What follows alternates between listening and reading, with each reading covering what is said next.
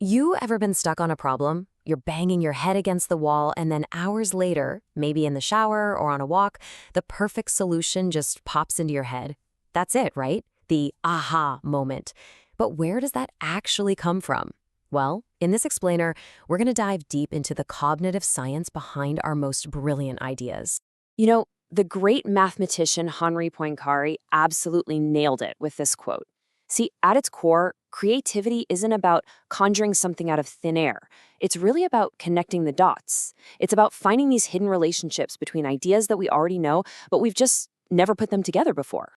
So that leads to the big question, right? How does a sudden creative insight actually happen in the brain? What's the mechanism inside our minds that lets these powerful connections just form? We're going to break down how that seemingly magical spark is actually a fascinating and maybe even predictable process. Okay, so let's start with the mystery itself, that aha moment. Scientists actually have a name for it. They call it the illumination stage. And it's that flash of inspiration that feels like it just surfaces, fully formed right into your consciousness, even if it's still a little vague at first. And the classic example of this, the one everyone tells, is the story of the chemist Auguste Kekule. So he was struggling big time to figure out the structure of the benzene molecule. He just couldn't crack it. Then, one night, he has this dream about a snake biting its own tail. And boom, that was the aha moment. He realized the molecule had to be a closed ring. The solution didn't come as a formula. It came as this powerful associative image. Now, here's where it gets really interesting. This whole process, it's not just one type of thinking. The latest research suggests it's more like a dynamic dance between two very different cognitive modes. You've got your associative thinking and your analytic thinking. So on one side, you have associative thought. Think of this as your brainstorming mode, right? It's intuitive, it's suggestive, and it makes these broad, sometimes kind of weird connections between things. Then, on the other side, you've got analytic thought. This is your focused, logical mode. It's perfect for analyzing details and fine-tuning an idea once you've got it. The secret to real creativity, it's being able to master both.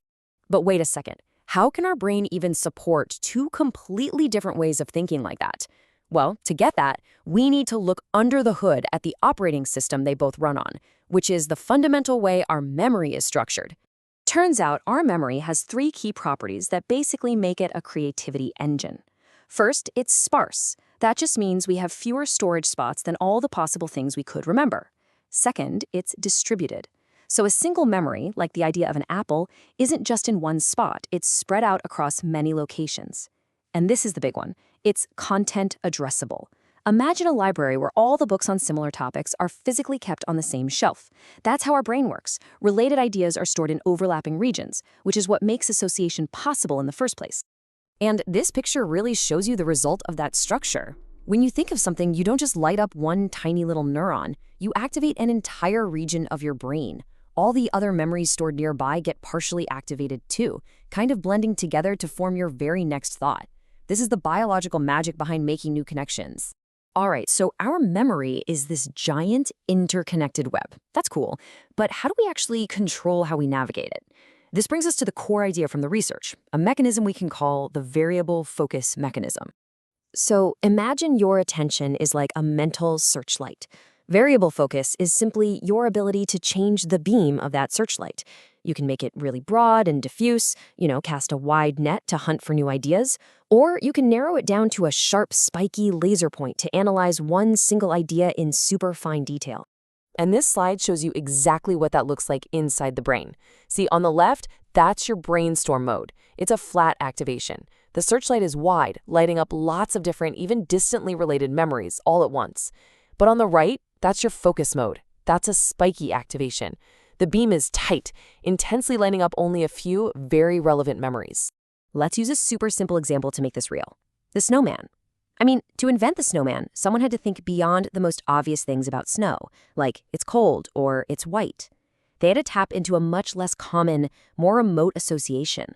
The idea that snow is moldable. That's what a wide, flat focus does for you. It helps your brain find those weird, unusual properties that spark a creative leap.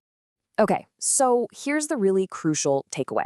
The creative process isn't just about having ideas, it's about knowing when to switch between these two modes of thinking. So let's map this all out and see how it builds into the full creative journey from start to finish. Okay, so it all kicks off with defocused brainstorming. You're using that flat activation, casting that wide net. Then, that leads to the aha moment, where a totally new connection just surfaces. But remember, that idea is still pretty vague.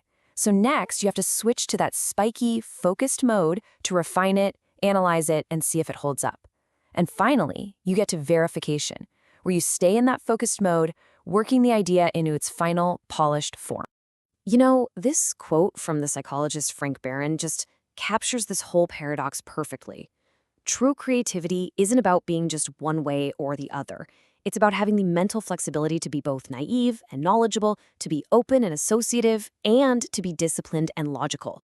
It's that ability to just fluidly switch between those states that really defines creative genius.